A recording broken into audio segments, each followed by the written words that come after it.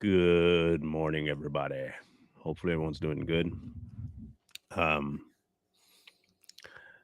Today's not going to be very long, um, just so you know, because this is a pretty straightforward topic, but it is a question that came to me out of listening to a whole slew of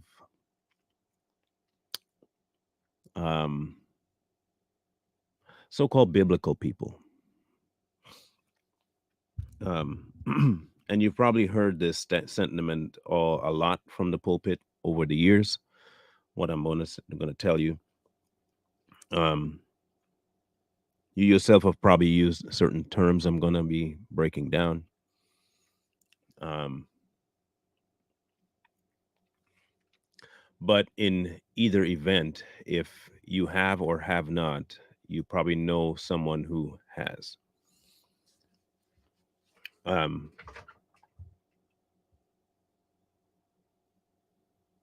and this is mostly just to try and get people to start thinking a little bit differently about how they approach God. Because I think for the most part, modern day Christianity sees God as a vending machine. Um, in some cases, a store. For some, he's a genie. And for some, his entire identity is hinged on what he gives. Not on what he has already given, but what he's going to give you.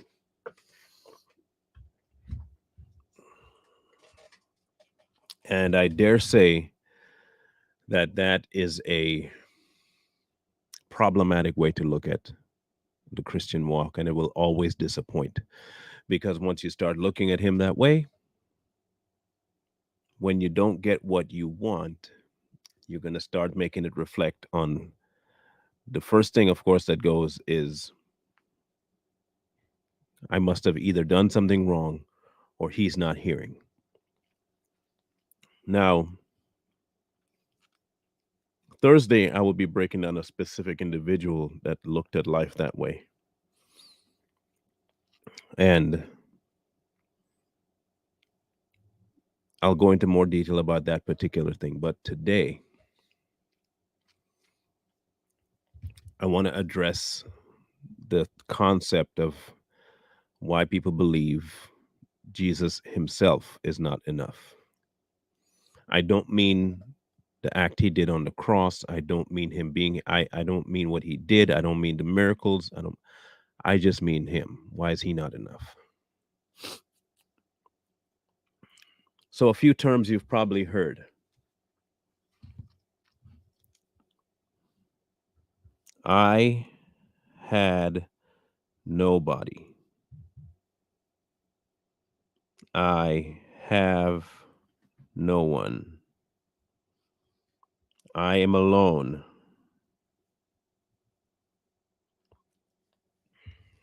All I had was Jesus.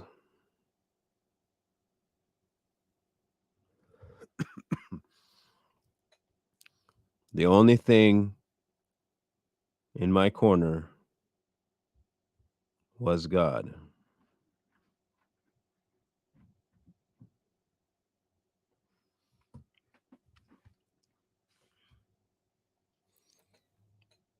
Now, I want to break down those statements real quick. And I want you to just think about things for a minute from a different perspective.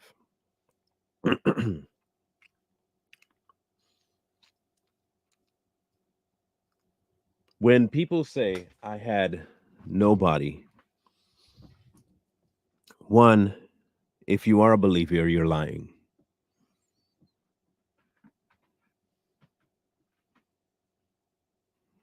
Let's just be honest with things, you're lying. Okay. When you said you had no one or have no one, that's also a lie if you're a believer. I'm alone, another lie. All I had was Jesus, as though that's a bad thing. The only one in my corner was God, as though that's a bad thing.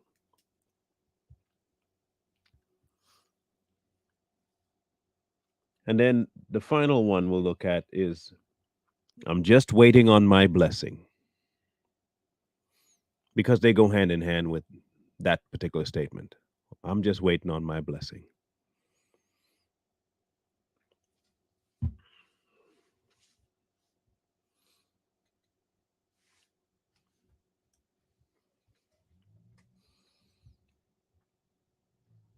I want people to start thinking a little bit differently about how we say things about God, because it eventually translates into how we view him and how we honor him. And then, of course, what we expect from him. In Colossians 3, if then you are raised with Christ, seek those things which are above, where Christ is sitting at the right hand of God. Set your mind on things above, not on earthly things. For you died, and your life is hidden with Christ in God. When Christ, who is our life, appears, then you also will appear with him in glory.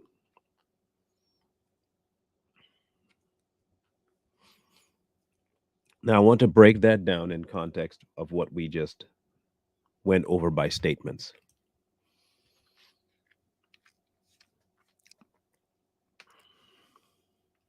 So here's some questions for you. What more do you need from God?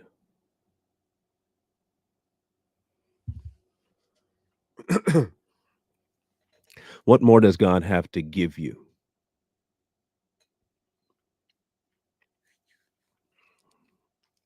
Why do we expect more? What further blessing are you looking for? What does one mean by I'm waiting for my blessing?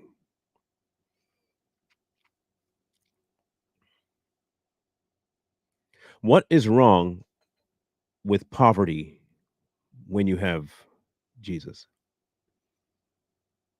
I mean, I get money's nice, but what if that's your lot? What blessings are you looking for then?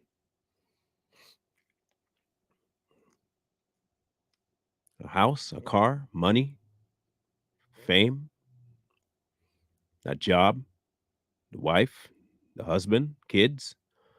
What more?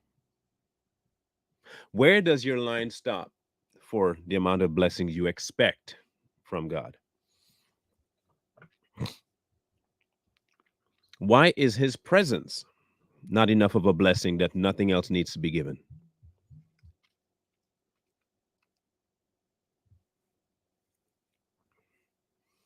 What in his word told you that you should expect blessings of the type you want?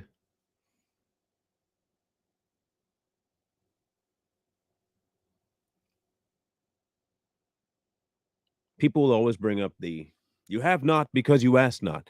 And if that's what I want, then and they keep forgetting the tag that he always tells you to put whatever you ask in my name.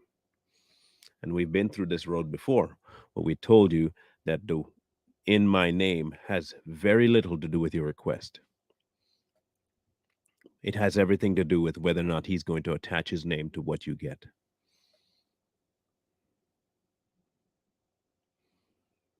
So just because you ask for money does not mean he's going to attach his name as a blessing to you. But here's the flip side that no one really talks about. If you have him, that's the blessing. And all else should spout from the fact that you have him. If you have Jesus in your life, everything from that point will be considered a blessing. The fact that you are now no longer condemned, blessing. That you get to commune with him, blessing. That he communes with you, blessing. And that at the end of all things, you will be with him, blessing. Even if you were to be given hell on earth. You still have him? That's where your focus should be. Here's the thing, I don't know why we expect good things to come of a fallen earth. Please tell me, why do we expect good to fully function here on a fallen earth? Why should that take precedence? It should be the anomaly. In our minds, that kind of blessing should be the anomaly. It should be used as full, unequivocal confirmation that he exists. But we try to make it be the norm that somehow we're supposed to believe God, believe in him, and everything's supposed to be hunky dory for the rest of our life. Money, fame, fortune, easygoing, peace, tranquility, all of that we should, when he promised you the complete opposite. And we don't want to look at the opposite because the opposite does not look like blessing to us. It looks like a curse. Hardship is a curse. We don't take the hardship of the earthly life and dive more into him. We take the hardships of life and lose our faith in him. But then we want all the positives in life to behave just like the world and attribute that to him.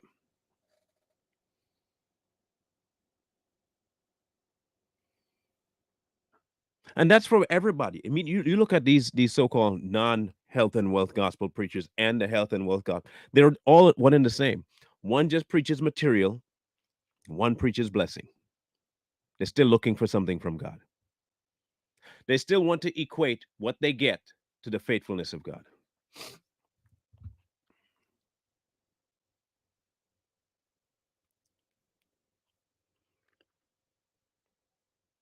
They all do it.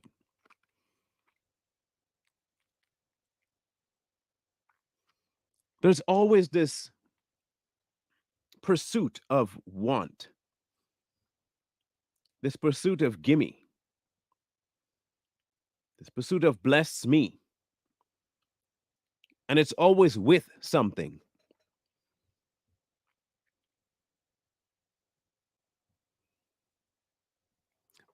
Would you be willing to follow God if your entire life was turmoil?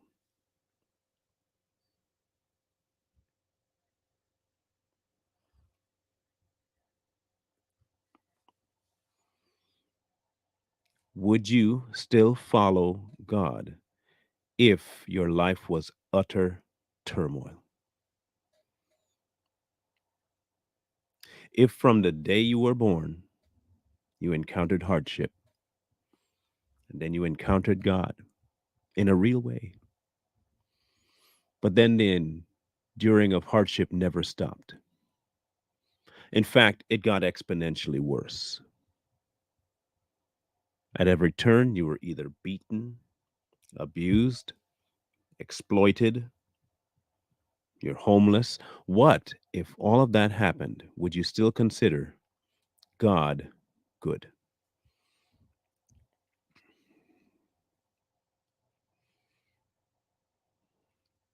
Does your situation dictate who and what God is?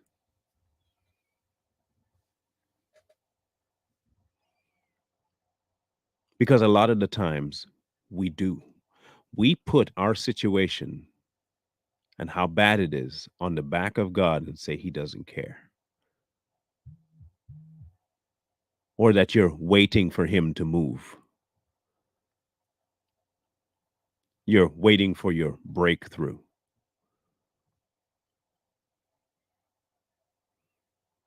You don't grab hold of the breakthrough that is him. You're waiting for him to do some kind of breakthrough.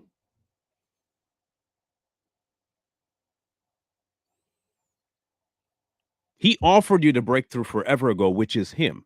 His presence is the breakthrough, but we're waiting for something more.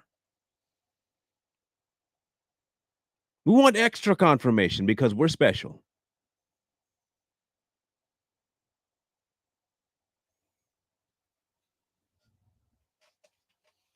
You want something more from the man who gave everything up. Please make that make sense to me.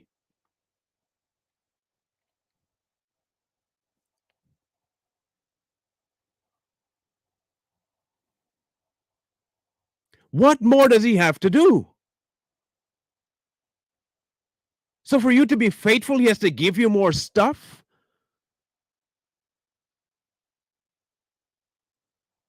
Out of the love that you have, you can't just do a bare minimum just based on who he is? He's got to give you more? You're still looking for a blessing. His life is not movement enough.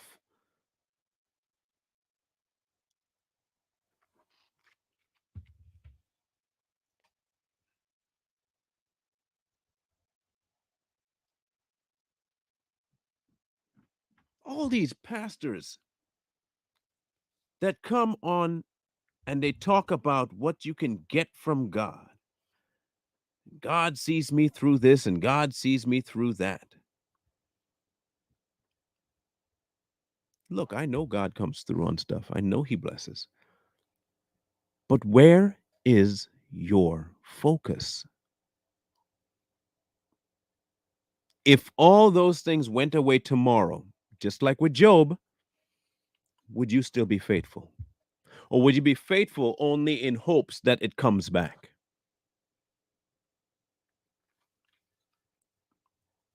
Would you only be faithful in hopes that what you once had comes back because you've read Job? Job didn't know anything was coming back. Never knew anything was coming back.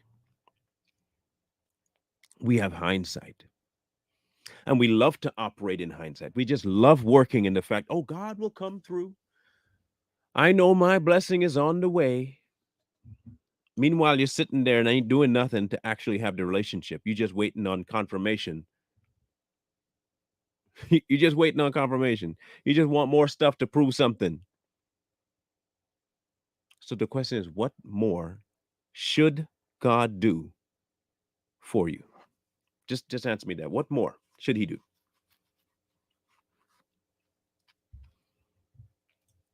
What? What more should he do?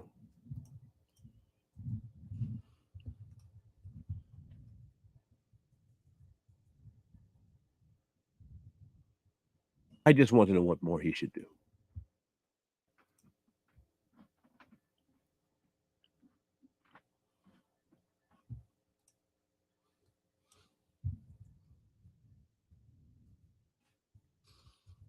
Because it seems as though we want to dictate how God operates.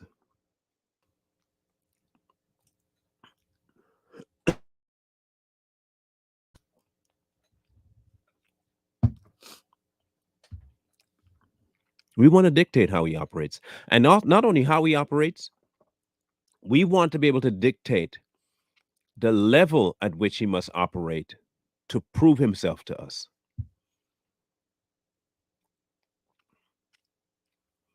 There is a certain amount of things we have to see accomplished in our life for us to believe that he is working. How do you know God is moving? Well, this is my checklist. Did I just want to make sure everyone understand that you know that whether or not you see him moving, he's doing what he has to do, right? You do realize that you're not his time schedule, that he is his own time schedule. That regardless of whether you believe he's doing something or not, he still has his stuff to do, and it's outside of your reasoning. And if you don't want to come along, you don't have to come along. He'll still do what he's got to do with or without you. You do understand that, right?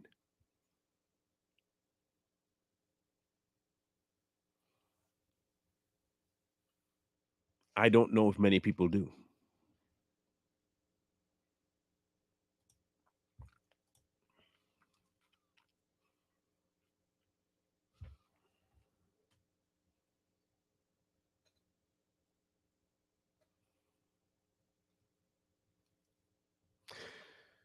John 3, 27. John answered and said, a man can receive nothing unless it has been given to him from heaven. You yourselves bear witness that I said, I am not the Christ, but I have been sent before him. He who has the bride is the bridegroom.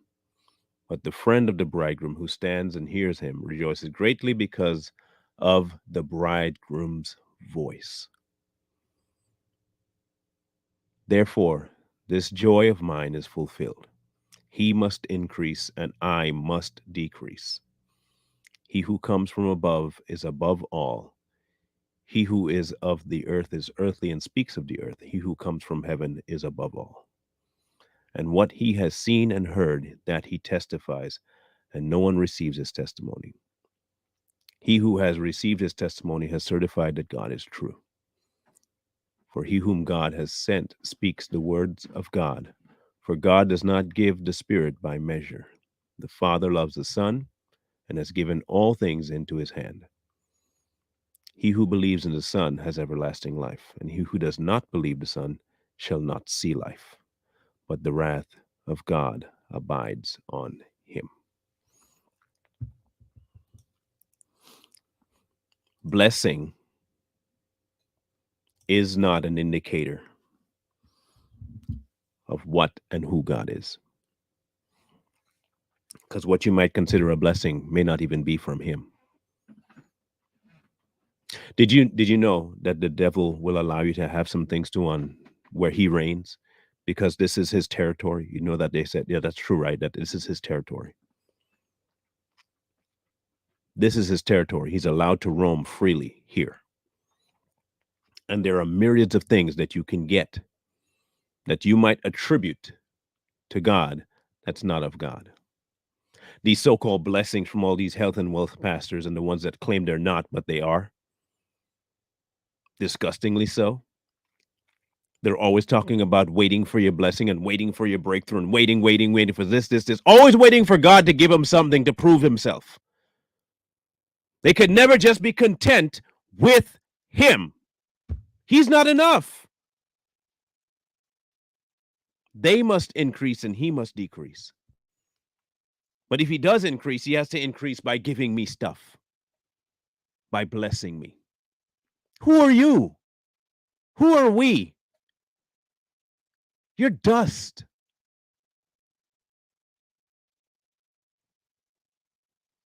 You're a vapor.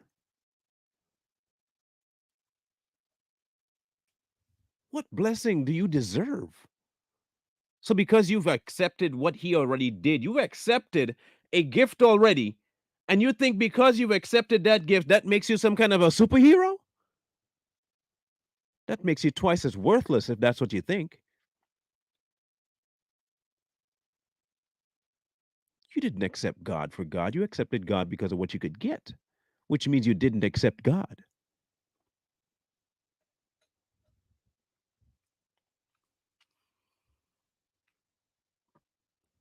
Again, in his name, whether or not you would like to, has zero to do with whether he wants you to. Whether or not we would like something has zero to do with what he wants. We always like to, and I'm not coming at you, but we always like to pray for stuff that we want to see happen. We rarely pray for the stuff that he wants happening. Rarely. God, I want, even Jesus left the example. If it be your will, let this cup pass from me, but not my will, but your will be done. Not my will. I don't care what I might be wanting in this time. I don't care. It is not what I want. It is what you're giving. And whatever you give, I take. Why is it that difficult then for people today to follow Jesus and do exactly that, where it's not what you want, not what you can get, not what he offers, it's what he gives. And since you're not in charge of what he gives, stop looking for what you want as the answer to who he is. It's not going to work for you. It's simply not going to work.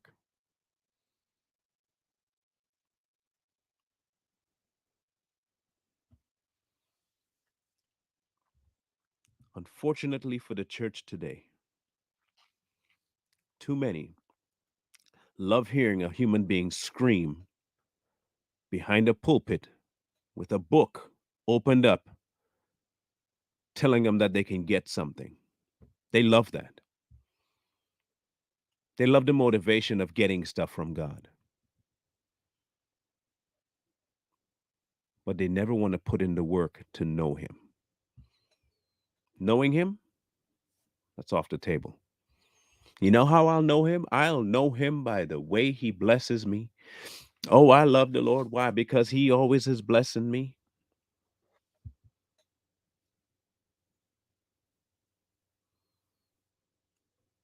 We are the most selfish, self centered people.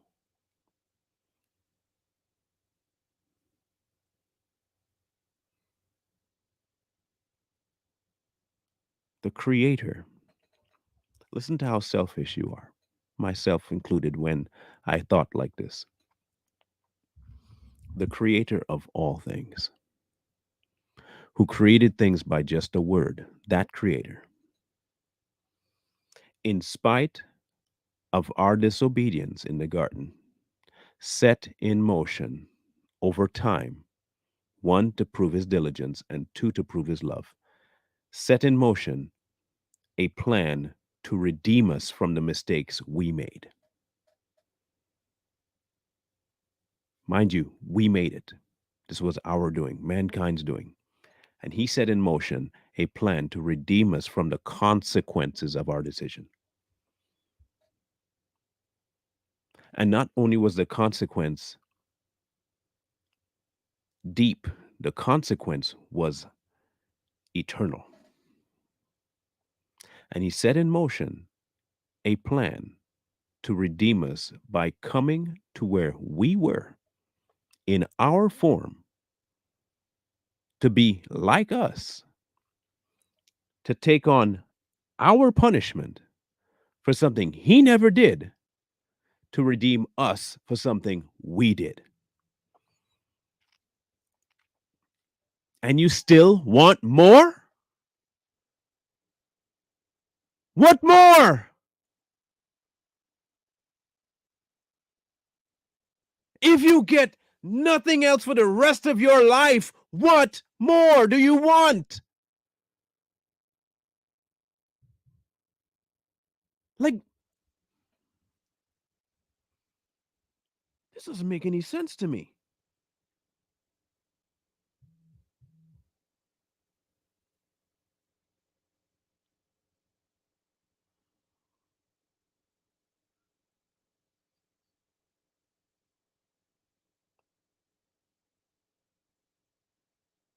He saved you from a fate that is worse than death. And you want blessings and riches and fame, and His presence isn't enough? Him bringing you to where He is, that's not enough? Him saving you is not enough? That should be it. You shouldn't want anything else.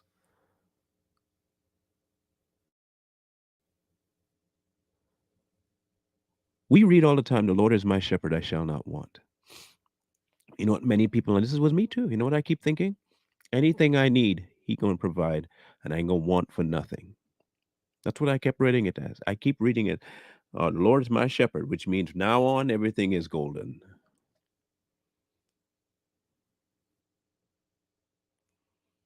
The Lord is my shepherd. After that, I don't want anything else.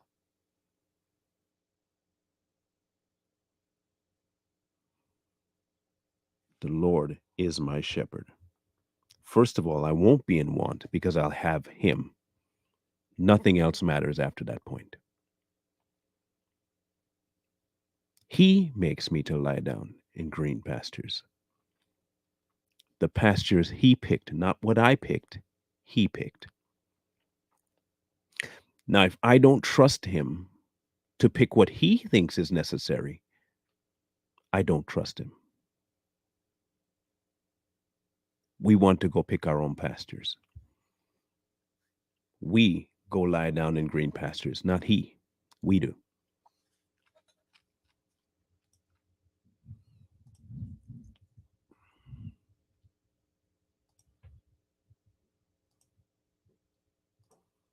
It's crazy to me.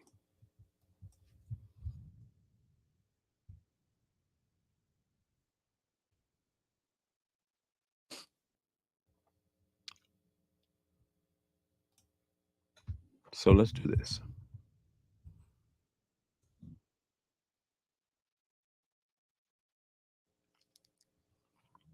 I'm going to read this one. Okay, we're going to read it. And I want you to read this from the perspective of God as all. I want you to think of this verse from the perspective of God being all that you need. Okay? Okay. The Lord is my shepherd. I shall not want or lack or be in need of. He makes me lie down in green pastures. Not I ask him for green pastures. He makes me lie down in green pastures. He leads me beside still waters. Why is it so important to put he does this? Why? It is important to put he does because it's not about what I ask. I have to trust his plan. I am trusting what he is directing. I have to trust his direction. I have to trust his leadership. I have to trust what he knows, and I have to trust him. And if I don't trust him, the first thing I'm going to do is ask for stuff that he's already guaranteed just being in him. Because he's a natural provider of all good things, my requests are always going to be off target. It simply means I don't trust him.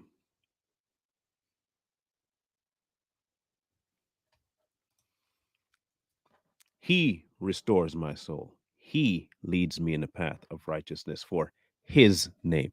Not for what I want, not because I ask for his name. Even if I walk through the valley of the shadow of death, I will fear no evil. Why?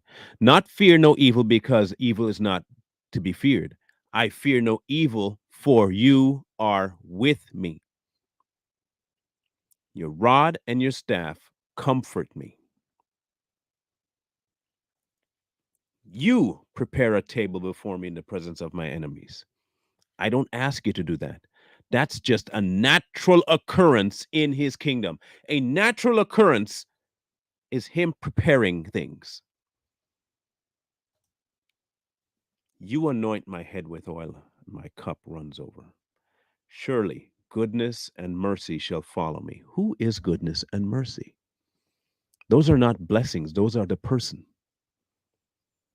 You hem me in before and behind.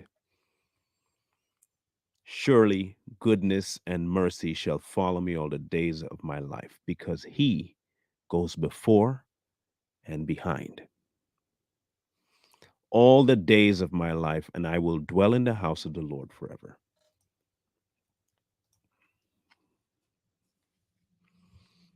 But we want more.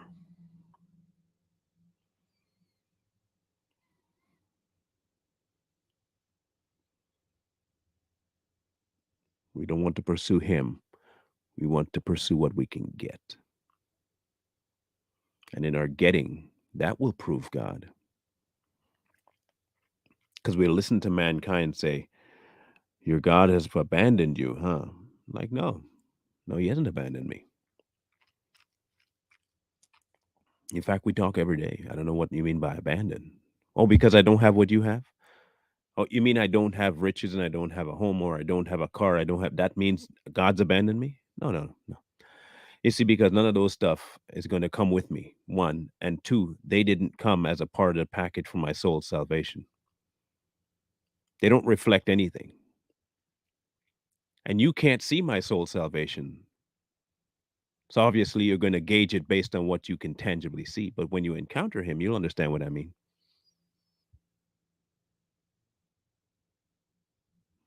But for many, Jesus ain't enough. Just the other day, you heard Mr. Rogers say the same thing. All I had was Jesus, but then I got Mr. Jakes, and that is what really did it. That finished it. That's what really sent me in the right way. All before I had was Jesus before that, until Mr. Jakes, and then all of a sudden things took off because Jesus is not enough. We love talking about him, but he ain't enough. We have to see some sort of a tangible proof, an explosion in my ministry, a growth, an expansion of his kingdom in my world for him to be moving. I got to see the numbers rise. I got to see people's souls reach. I have to see that to know that he's moving. Instead of you just knowing that he will get his will accomplished. Trust. We don't trust. We don't trust him at all.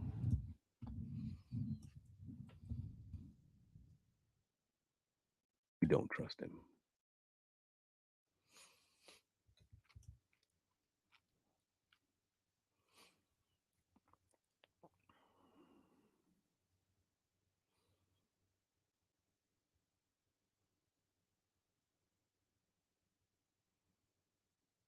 And that's our biggest problem.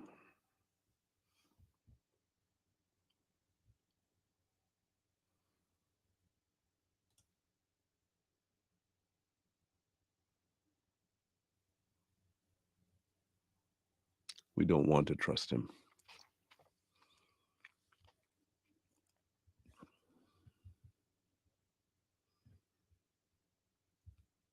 We don't really believe that he can do what he says he does.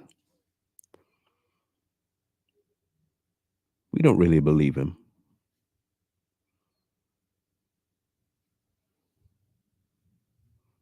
We don't. We don't really trust his ability to do the things that are impossible, not realizing he's already done the impossible. He's already done the impossible. There was no hope for us, none, but God. There was no hope for us, but God. If you say, all I had was Jesus, that should be an amen for you. If you say the only one in my corner was God, that should be an amen for you. That should be an amen.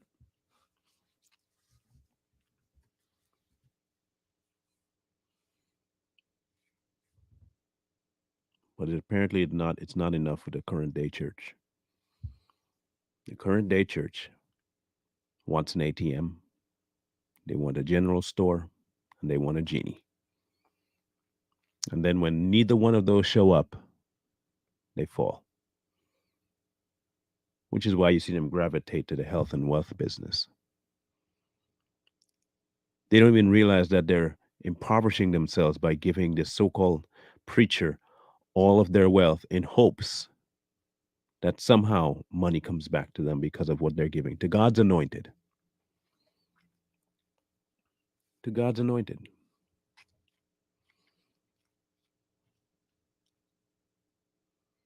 Why is it, do you think, I tell you to speak to the author before anything else? Why do you think I do that? Do you think I do it in hopes that he'll tell you, send me $5 million?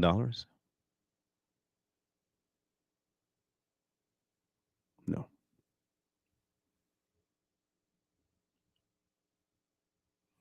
I tell you to take things to the author for a very specific reason.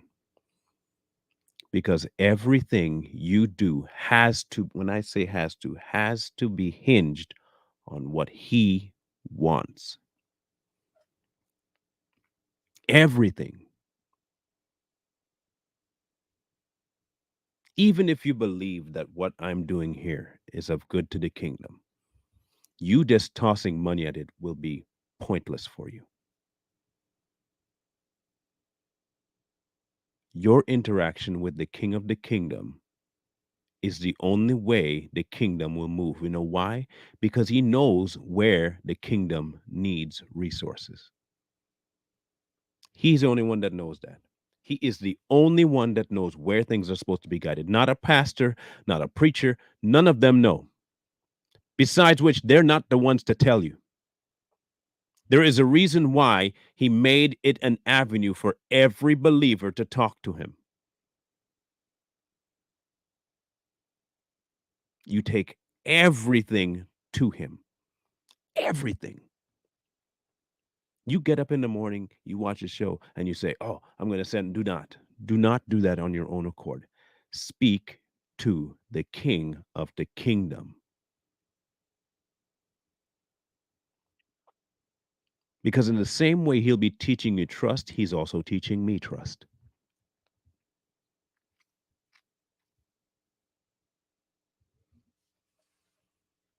Do not follow these clowns that keep begging you and asking you to do stuff for them in order for you to receive a blessing. They're taking and usurping the position of Christ in your life, and you're allowing them. They keep telling you that your blessing is on the way if you do this, this, this, and make your checklist. The blessing is the presence of God in your life. That's that's the blessing. The blessing is in what he has already done, not in what he's going, what he's already done. Because what he's already done is win. You get to abide in the victory. You don't need anything else. You shall not want because he's your shepherd. And if he's your shepherd, he has everything under control. I shouldn't have to ask him for anything. I don't want. If I know I don't want, what am I asking for?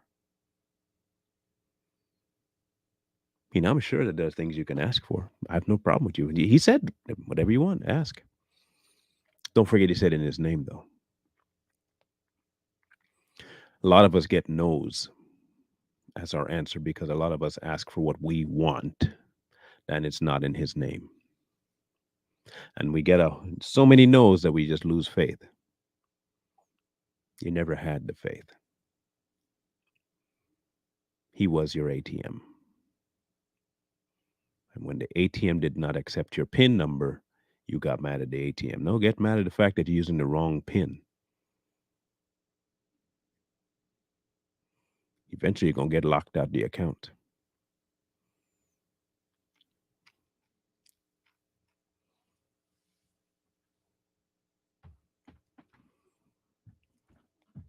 You're going to get locked out the account.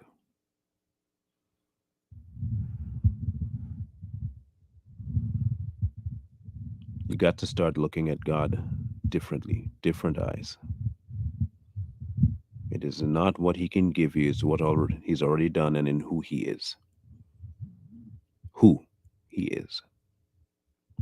And when we look at who he is faithful, he is just.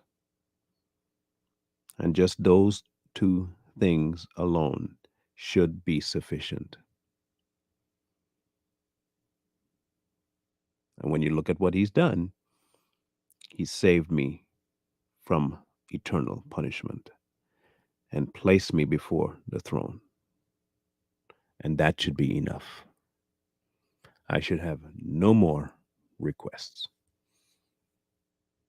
I should be able to just sit there and bask in what he's already done for me, in awe of the fact that I was heading one place and I'm no longer heading there. That should be sufficient. Enough. That's it. No more. I don't care about anything. I don't care about whether he was black, whether he was white. I don't care about the lineage. I don't care about any of that. I don't care about what bloodline. I don't care. I don't care about whether I'm from the 12 tribes of Judah, the 144. I don't care. Why? Because I know what I was and I know what he has made me. And I also know who he is. And the mere fact that he has given me audience with him is sufficient. And wherever I end up, which is why I keep telling you this, wherever I end up, I end up. Why? He's the one dictating it. If there is a tribulation and he lets me stay for the tribulation, so be it. If he takes me before, so be it. My only job is to abide. That's it. Abide. I know who God is. I know what he's done, and I'm abiding. And I will tell as many people about the fact that he has done this and he opened that door and I can walk through it and I abide. That's it. That's it. The rest he takes care of. And I trust him to do that in whatever way, shape, form, and fashion he wants to. I don't get to dictate it, nor should I have to need to dictate it.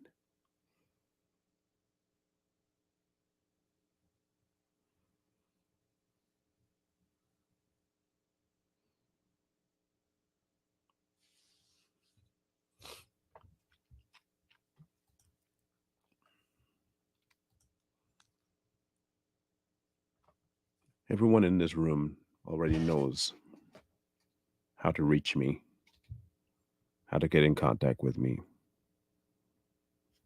And if God directs you, he'll tell you how to get any information or help to me.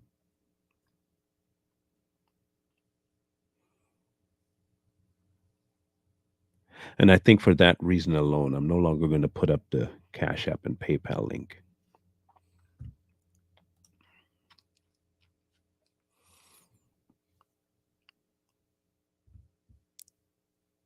I think that served its purpose. Um,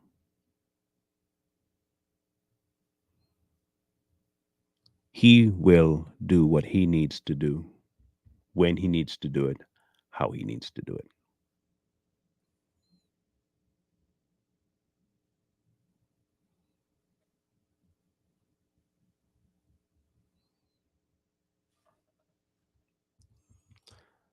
What about those people who genuinely think they are sitting in the right teaching? They love the Lord, but the church teaches pagan practices that I won't mention. Of course, they're held accountable. Let's put it to you this way. If I say I love my wife, but I listen to other people tell me what she wants, and I never talk to my wife about what she wants, do I really love my wife? If I tell everybody I love my wife, but I never speak to my wife about what my wife wants from me, I listen to everybody else tell me what my wife wants, but I never go talk to her, do I really love my wife?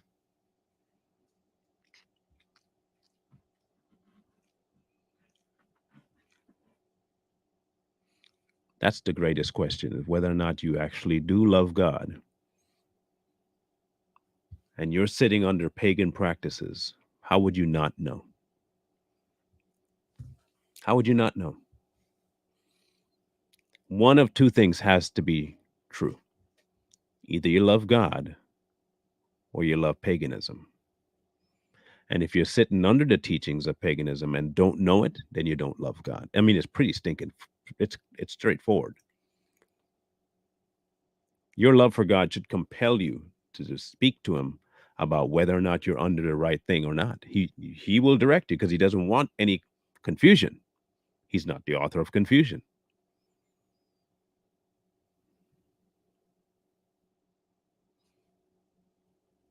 He is not the author of confusion.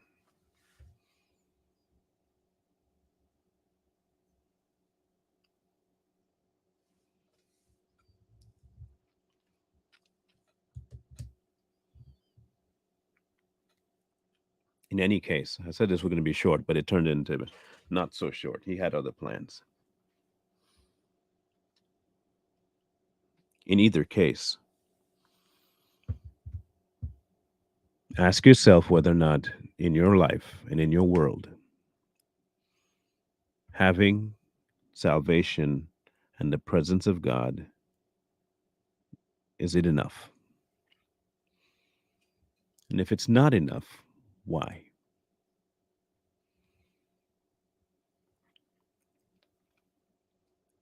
When it should be enough, why is it not? If the knowledge of what he's done is not enough to boost you through the moon to do things for him, why? What more? What more does he need to do for you to get up and proclaim? What more? What more than death does he have to do?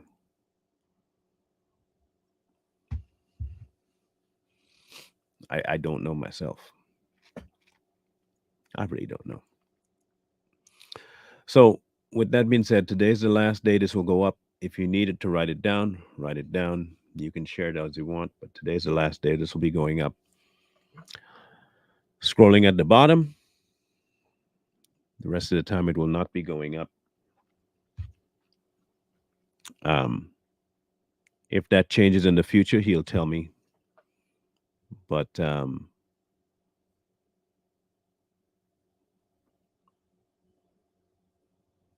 there's the option there for you. Thank you, Cheryl. Um,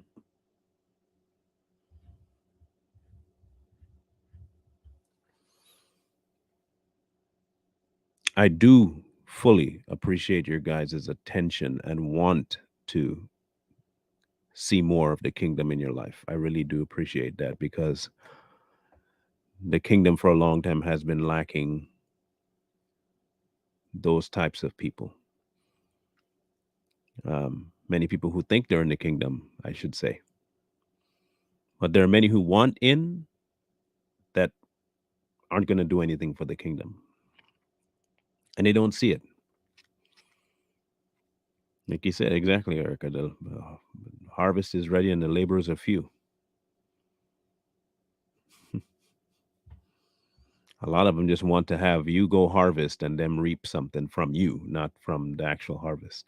They expect some people to just go out and do all the work and they get the benefit from it.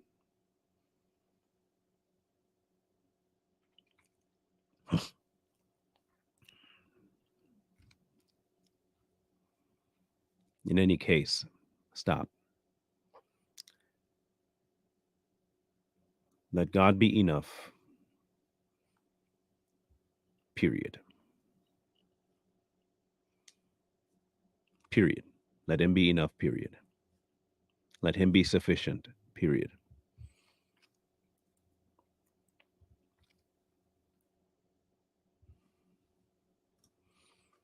So he just dropped this song on me.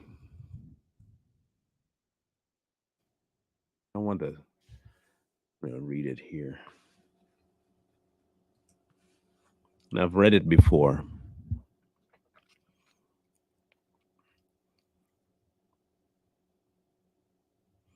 And it's just going to read the first verse. In the morning when I rise, in the morning when I rise, in the morning when I rise, give me Jesus. Give me Jesus, give me Jesus. You can have all this world, but give me Jesus. If he ain't enough, I don't know if you really have him.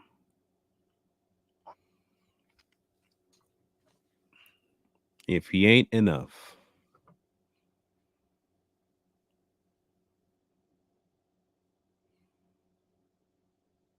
you don't have him.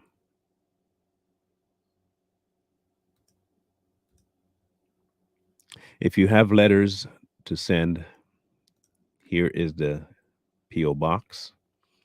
That one I'm not, you can send me letters all the time if you want. I have no problem you sending me letters and questions that way, if that's the way you feel to interact. There is the P.O. box. If you have topics,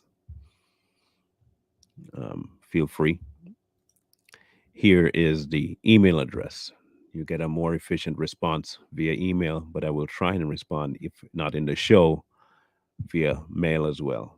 Mailing's a little more difficult, but if there's a question or something that you ask, I will respond. And if that's the way you prefer to get it, I'd do that too.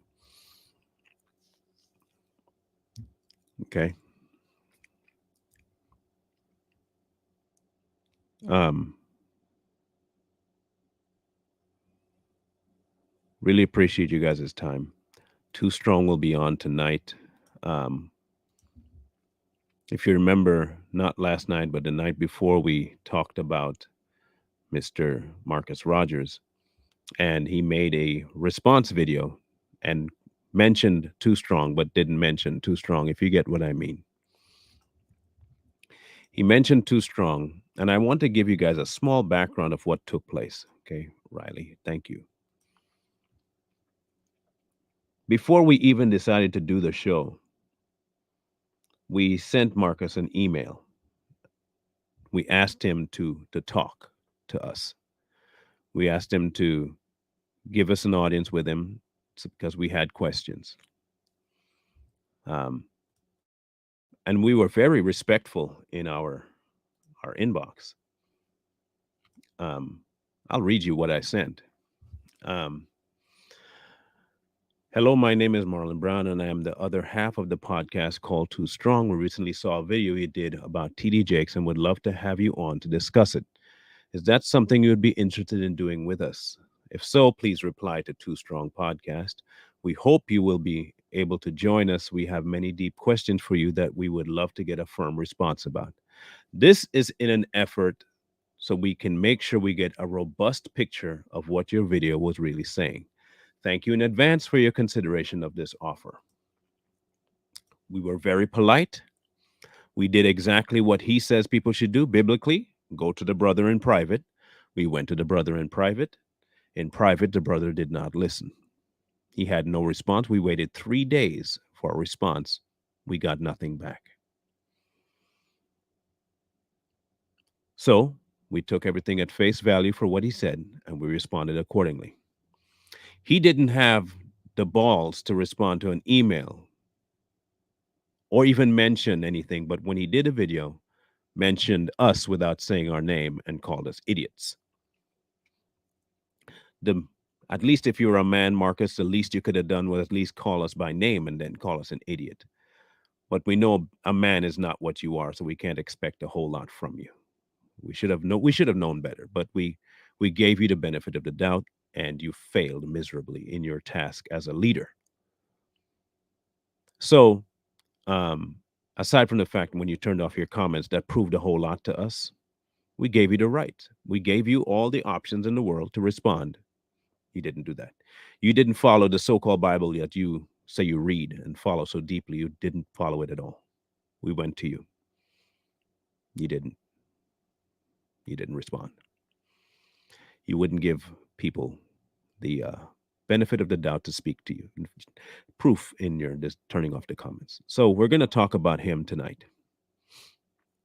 We're going to respond to his response. And unlike Marcus, who's not a man, we're going to mention names and name names. Because we can. And men can do that. Boys can't. Chumps can't. Weak human beings can't. So the strong will speak. So if you're interested in that conversation, we're going to have it tonight on Too Strong. Don't miss that. Because we're not holding punches back anymore. We're going to speak what we have to speak. Because we've already heard that for Marcus, God is not enough.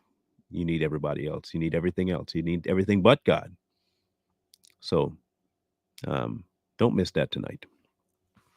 Please don't miss that. Call it a beef if you want, but don't miss it.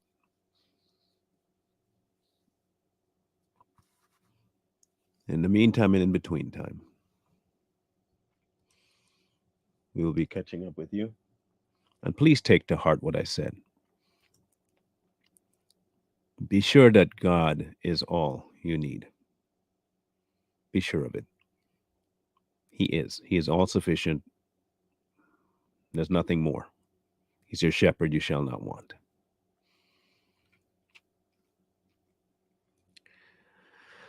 Wisdom calls to you from the streets. So please, please, please find wisdom. Peace. Hold tight the dreams, for if dreams die, rely on yourself and no